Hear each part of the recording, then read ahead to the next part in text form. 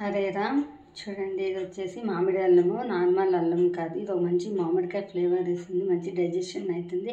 ఇప్పుడు ఈ మామిడి అల్లం యూజ్ చేసుకొని రా పికల్ చేస్తాము.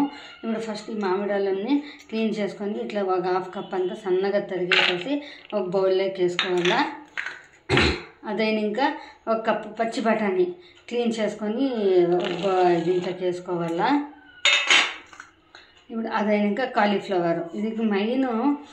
దీనికి వచ్చేసి కాలీఫ్లవర్ క్లీన్ చేసుకొని రానే, ఏది బాయిల్ కాదు, ఇది నేను దీంట్లోకి వేసుకునేలా.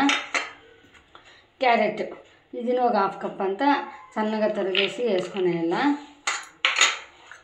పచ్చిమిర్చి, కారం సప్పగా ఉండేది 2-3 స్పూన్లంతా పచ్చిమిర్చి వేసుకోవాలా. లెమన్ మనకి ఎంత కావాలంతా 2 స్పూన్స్ 3 స్పూన్స్ లెమన్. ఇది సాల్ట్ మనకి అంతా వేసుకునేసి మిక్స్ చేసుకుంటాం.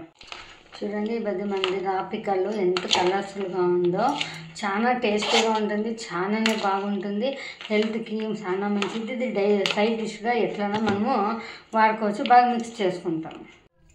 బాగా మిక్స్ చేసుకొని ఉంటే మన మామిడి అల్లం కాలీఫ్లవర్ ఇది రా పికల్ రెడీ అయిపోయింది. ఇది ఒక హాఫ్ అన్ అవర్ అట్లా వదిలేస్తే బాగా సెట్ అవుతుంది.